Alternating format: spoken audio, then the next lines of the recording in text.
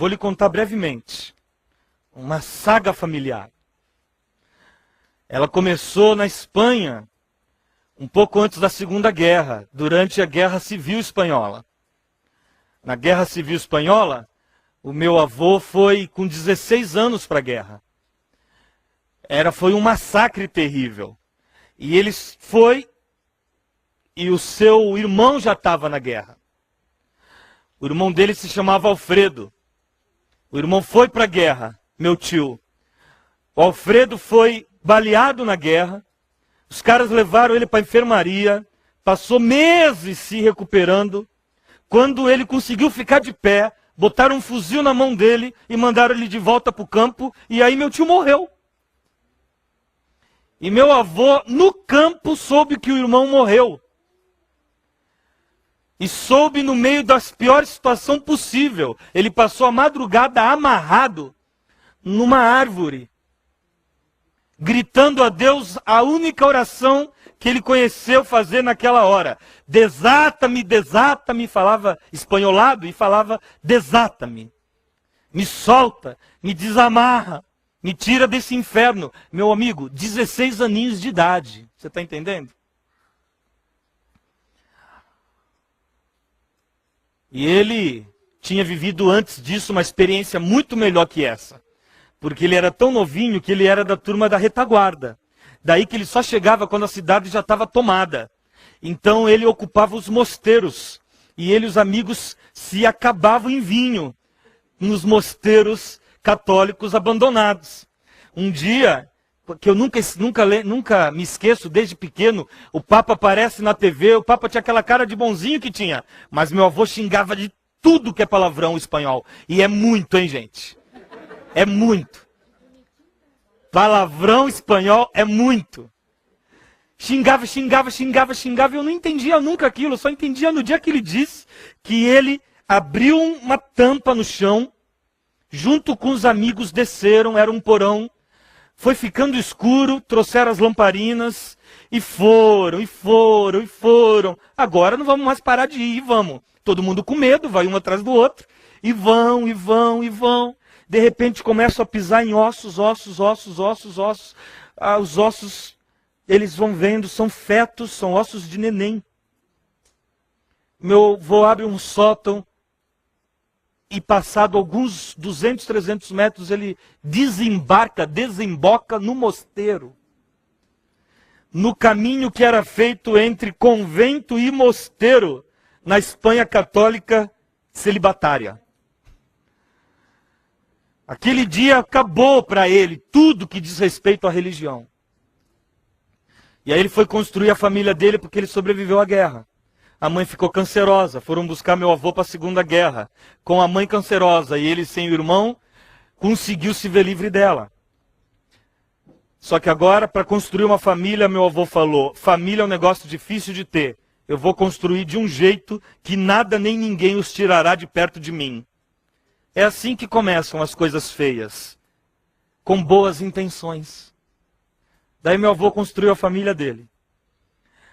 A esposa ele escolheu porque ela era a vizinha que cuidava da mãe cancerosa. Ele namorava a irmã mais velha, mas viu que a mais nova era mais ameliana para ele. Pô, se essa menina cuida assim da minha mãe, vai cuidar de mim. Vai poder ser uma boa mãe dos meus filhos. Vem cá, Lola, nós vamos casar. Tá bom, que seja. Casaram-se, da aldeia de lá, na Galícia, vieram para o Brasil, não sem antes conceber os 3 filhos, porque não podiam ter filhos aqui no Brasil. Porque os filhos haveriam de ser todos espanhóis. É um negócio... Você tem familiar espanhol? Quem aqui tem antecedência espanhola? Cuidado com esse povo aí, gente. Mas o meu avô teve os 3 filhos. Papai, para quem ele deu o nome do tio que morreu na guerra. Meu pai se chama Alfredo. Depois nasceu do meio, que os olhos eram azuis, como os olhos dos anjos. E por isso ele se chamou Angel, aportuguesado Ângelo. Depois ele se tornou Angelito, porque ele viveu sempre não casado e foi o melhor tio da família. Ele adorava os sobrinhos. Passado mais um tempo, ele se transformou em um menino como os sobrinhos, já tendo 40 e poucos, 50 anos, e nós o chamávamos sempre de Baby, era o apelido dele. Porque a cara dele era de muita docilidade, o olho azul dele do céu, nunca a gente conseguia ver ele ficar bravo. Não combinava sobrancelhas bravas com aquele celeste azulejo que o Ângelo tem. E depois nasceu um que minha avó tinha poucas expectativas com ele. Deu o nome dele simplesmente de Jesus. O meu tio se chama Jesus. Daí que nasceram Alfredo, que era quem ia substituir o irmão morto na guerra do meu avô. Nasceu o Ângelo, que é um anjo. E nasceu Jesus. E estes três vieram para o Brasil quando estavam na adolescência. Receberam ordens expressas do meu avô de cuidar sempre da família, de não se casarem com moças brasileiras, de irem buscar moças junto às outras famílias espanholas. Eu não estou contando a história da família de ninguém, portugueses, espanhóis e italianos aqui presentes. Estou falando da minha. É assim que é. O meu pai foi o primeiro a fazer tudo errado. Porque minha mãe é brasileira, nascida no Amazonas. Cidade natal, Manaus. Seus avós eram índios. Não podia ter sido uma coisa mais radicalmente diferente do que o meu avô queria. Fizeram de tudo, deram dinheiro até para minha avó materna desfazer o casamento. Minha avó falou, eu não. E não teve como. Meu pai casou amaldiçoado pelo meu avô, deserdado completamente, de verdade. Passou a vida botando a culpa na esposa, na mulher, na mãe, a quem ele agrediu com socos, com o nariz quebrado que ela tem até hoje por conta disso. A culpa de ter deixado de fazer o que o pai mandara. Depois ele vai e leva à falência a empresa do pai. Porque ele tinha uma empresa de transportes, foi feito um roubo de empilhadeiras. Meu pai não deu conta de suprir o roubo das empilhadeiras. E meu pai faliu. Passou a assinar o nome dele inteiro e depois fazer assim. E era assim a assinatura dele. A assinatura de alguém que tinha um nome sujo. Meu avô desiste desse filho e vai para o outro. O mais novo. E faz o mais novo ir buscar a esposa entre as espanholas. E a outra família espanhola na minha cidade marca um bailinho na qual os dois se encontram. Vem cá, você é Maria? Sim, ela se chama Maria. Você é Maria? Ele estava escrevendo o Código da Vinci, sabe? Você é Maria? Eu sou Jesus. E ambos se casaram. Assim. E viveram felizes para quase sempre. Tiveram 2 filhas, minhas 2 primas. Esse meu tio, dado a bebê como meu pai, não tinha a centralidade do meio. Porque, afinal de contas, quando casou, foi cuidar de sua família, esposa e filhos, que é o que ele tinha que fazer. É ou não é? Mas meu avô tinha trauma disso. Por isso ele escolheu o Angelito para assumir os negócios da família, não casar, não gerar descendência, porque já estava aqui no Brasil. E se gerasse descendência, teria para quem distribuir os bens, ao contrário dos bens ficar na família. Você acha que isso é ideia de Deus ou do diabo? Gravada na história em conversa do meu avô. Meu tio era o cara que ia cuidar da velhice dos meus avós. Então meu tio foi o cara que não casou. Foi espanhol a vida inteira, nesse sentido de macheza, que nem tem muito a ver com a Espanha. Barcelona é a cidade mais gay da Europa. Mas, de qualquer forma, eu fui uma vez o pivô de um problema sério. Era aniversário do meu tio, a noiva portuguesa dele trouxe um bolo. Ao mesmo tempo eu recebi lá da rua um recado. Vem até a esquina. Lá fui eu, com 7 anos até a esquina. Cheguei na esquina, tinha uma moça alta, grande. Falou, avisa seu tio que eu estou aqui. Lá fui eu. Tio, a tia Noêmia tá lá fora, quer falar contigo. E a outra tia, pá, o bolo no chão, começou a chorar, foi uma desgraça, um desespero. Foi a única coisa pouco angelical que o Ângelo de fato fez na vida. Mas daquele dia em diante, não foi nenhuma e nem outra. Tocou os negócios para valer, cuidou da minha avó teve um derrame, meu tio então cuidou dela, nos 10 anos em que ela viveu a partir do derrame. Os 3 irmãos eram muito unidos, foram ajudar meu pai num negócio. O negócio foi feito em nome do meu avô, porque o nome do meu pai era sujo. Meu avô ficou sabendo, velho, de bengala, foi até lá, transformou o negócio no negócio dele e pegou o dinheiro todo para ele. E eu com meu irmão, meus 2 tios e meu pai, fomos até meu avô de 80 e poucos anos. Vô, pelo amor de Deus, não é possível que dentro dessa velhice não mora ainda um ser em paz, e menos avarento. Fizeram no meu nome sem minha permissão. Não rola. Aí eu vou, pelo amor de Deus, meu pai fez isso por causa disso, disso, disso. Minha avó não aguentou o fato de que meu avô se pôs contra os 3 filhos.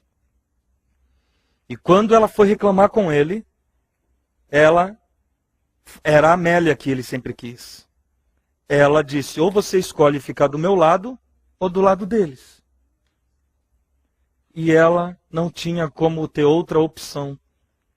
Fisicamente ela ficou do lado dele. Mas aqui na cabeça, vovó morreu e as últimas 3 palavras, enquanto desmaiava no vaso sanitário na qual sentou pensando que era disenteria, era a alma dela se esvaindo. E ela disse as 3 palavras últimas e caiu no colo da minha tia, a Ana. Alfredo, Ângelo, Jesus. Morreu. Você acha que uma mãe trai um filho? Você acha que uma mãe deixa um filho? E aí meu avô sozinho, meu avô vivia assim. Mas que foi que a Lola morreu? Que era que a Lola morreu? E o respeito ao meu avô já me ia faltando.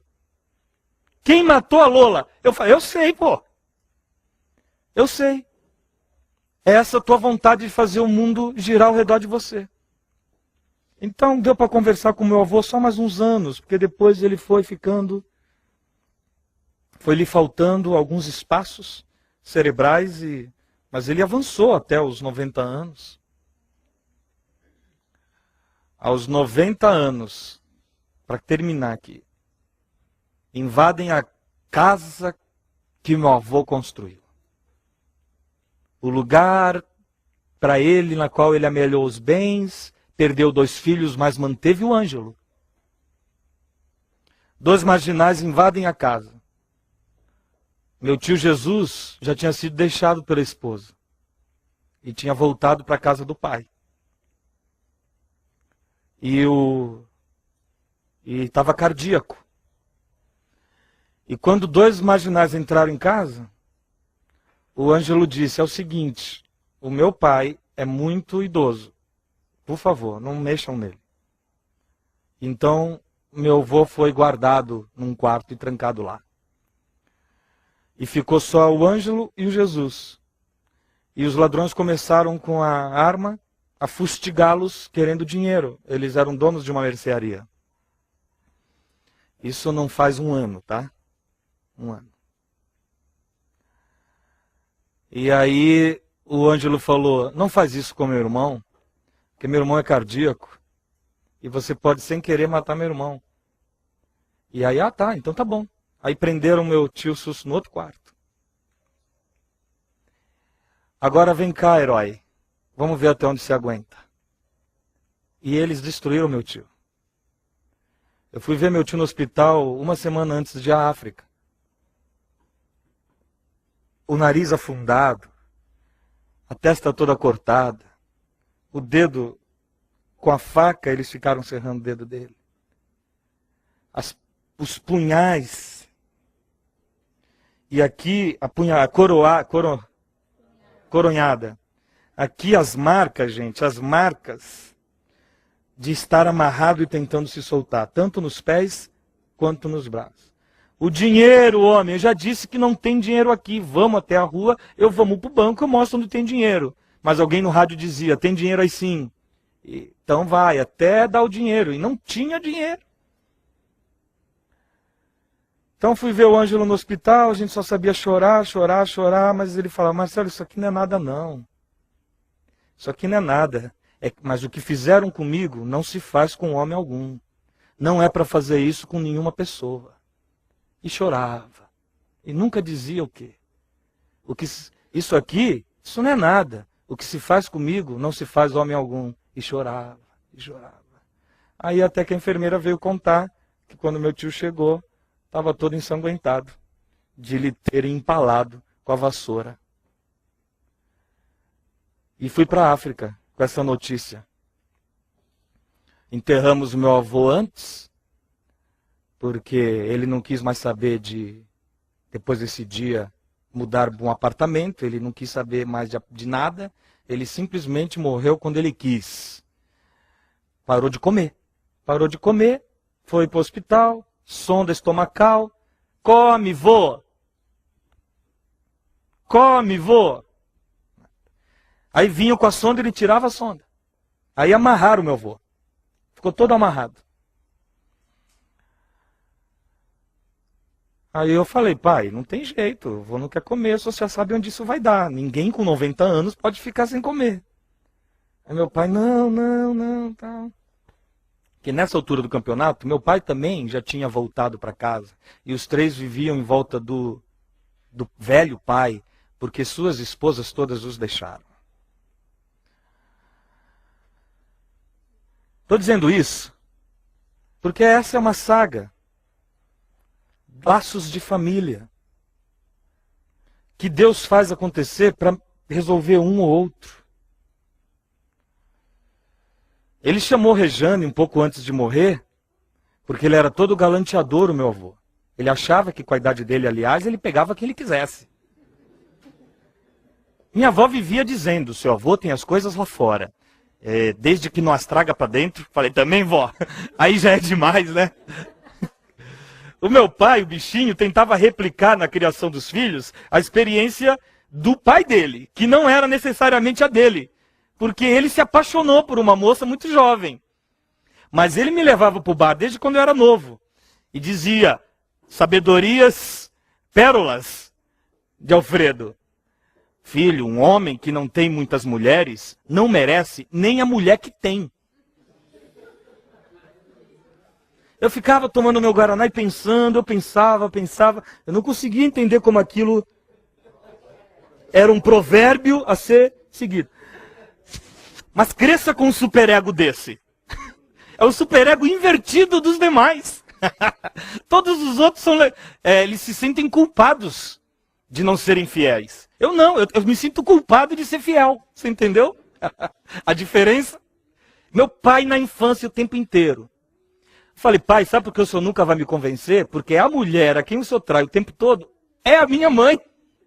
Então não tem jeito disso cair bem aos meus olhos. E eu falava isso para ele, com meus 14 anos, falava desse jeito.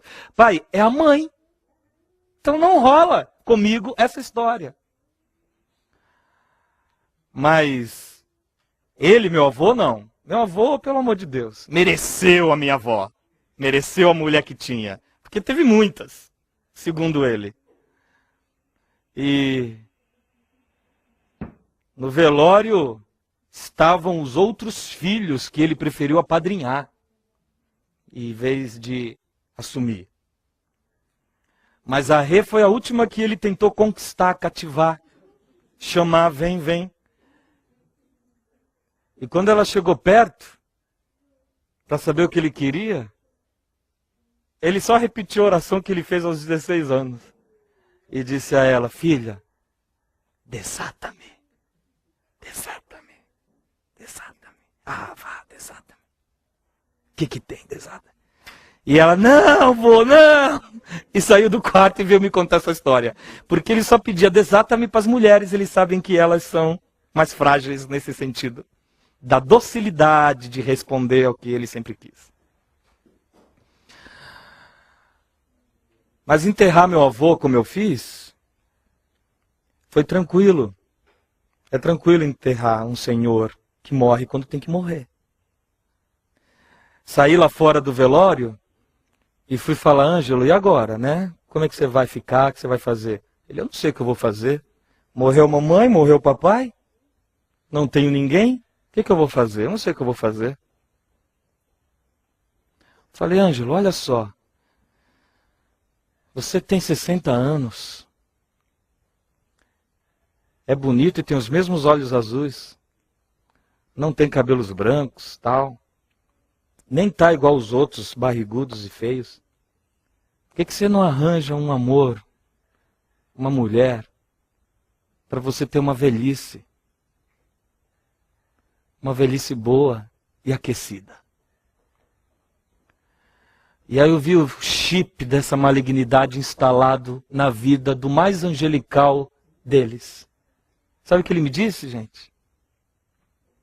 Aí que tá, até seria legal. Mas se arranja uma mulher, os bens haverão de ser divididos entre eu e essa que eu não sei quem será. E eu sou o guardião deles, dos bens. Essa é loucura. Veja se não é uma loucura. Replicando o eco do meu avô. Mas graças a Deus, Deus salvou meu tio. Porque quando meu tio falou isso, no mesmo instante eu pensei, não tem como viver como ele quer. Passado mais um tempo, exatamente 9 meses, nós enterramos o Ângelo. E aí, meu pai veio me pedir, faz aquele velório bonito que você fez para seu avô, para sua avó, para seu tio, que eu sou o enterrador da família. Faz. Aí eu falei, ó pai, não tem jeito não. Que enterrar avô e vó, se eu tivesse mais outros, eu os enterraria, apesar de todo amor. Mas eu não vou enterrar um cara que eu considero como considero você, meu pai. Não vou. Eu também estou revoltado. Porque o cara abriu meu tio por causa de uma úlcera gástrica nervosa e tirou tudo lá. Não sobrou muita coisa não. Como é que você quer que ele sobreviva assim, faltando um monte de órgão, meu amigo? E aí... falei, não sei, pai, não sei. E aí aquele mundo de gente pro velório do Ângelo. E eu, meus irmãos, numa das poucas experiências que tive de audição da voz de Deus de um modo muito mais amplo do que aquele eco que a gente tem no coração e na mente. Eu tive nessa experiência de enterrar meu tio Ângelo. Porque todo mundo, vai Marcelo, vai Marcelo, vai Marcelo. E eu estava revoltado demais para ir, porque aquilo para mim não fazia o menor sentido. O Caio que veio me dizer depois, pô, mas você queria que seu tio vivesse como? Foi uma misericórdia de Deus para ele. Você quer que ele viva, mas quanto tempo lembrando daquela noite que os caras o empalaram? Eu não podia estar contando essa história se meu tio não tivesse morto. Porque é uma coisa contra a honra dele. Segundo ele, né? Mas eu me pus assim do lado do caixão. Falei, e agora? Fala ao povo, não fala ao povo, fala ao povo, não fala ao povo. E eu assim, pensando isso, abri os olhos do meu tio assim. E ainda estava tão azulejo. Tanto, que aumentou em mim a sensação de não fazer menor sentido. Eu falei, mas meu pai, não faz o menor sentido para mim que tu permitas que tudo aconteça a esse homem e depois ainda o leves assim. E eu ouvi, meus irmãos, com o temor que tenho de Deus no meu coração, Rejane sabe, e diante de vocês. eu ouvi quando o pai me disse: é para você ou é para ele que tem que fazer sentido? Porque para ele, tudo agora já faz sentido. Para ele, está tudo explicado. E está tudo resolvido. Porque os laços que ele estabeleceu, o Pai, conosco, foram laços de família. Foram laços de sangue. Justamente para dar conta de purificar com seu sangue os nossos pecados todos. E nos lavar de nossas impurezas, de nossas imundícies familiares. E eu ouvi tudo isso que eu estou continuando, sou eu que estou falando. Eu só ouvi essa questão em mim muito forte. É para ele ou para você que tem que fazer sentido? Porque para ele já faz todo sentido. Então eu chamei a todos e foi isso que eu disse para todo mundo. E hoje eu quero te dizer, quero que você levante do seu lugar junto com quem você trouxe com você, seu filhote, seu esposo, seu amigo, quem é sua família hoje aqui, e traga à memória aqueles que, sendo sua família, não estão com você hoje aqui, para que eles ceiem em espírito com vocês, em espírito e à distância. É mais do que virtual e online. As coisas do Espírito são reais. Aproxime-os agora de você. E ceie com eles e por eles. Cear o quê? Tendo amado os seus todos, hein? Até os que tendo sido seus, hoje são de outros. Tendo amado os seus, meus irmãos, ame-os até o fim. Porque eu amo esses caras complicados que me criaram. E eu estou até hoje pastando para fazer a vida diferente da vida que eles me ensinaram. E pela graça de Jesus, é que tendo sido adotado por uma nova família, a família da fé, ganhei outros hábitos. Do contrário, o chip que morou no anjo do meu tio, moraria em mim e nos meus irmãos todos. Nós somos em 4, todos convertidos ao Senhor Jesus.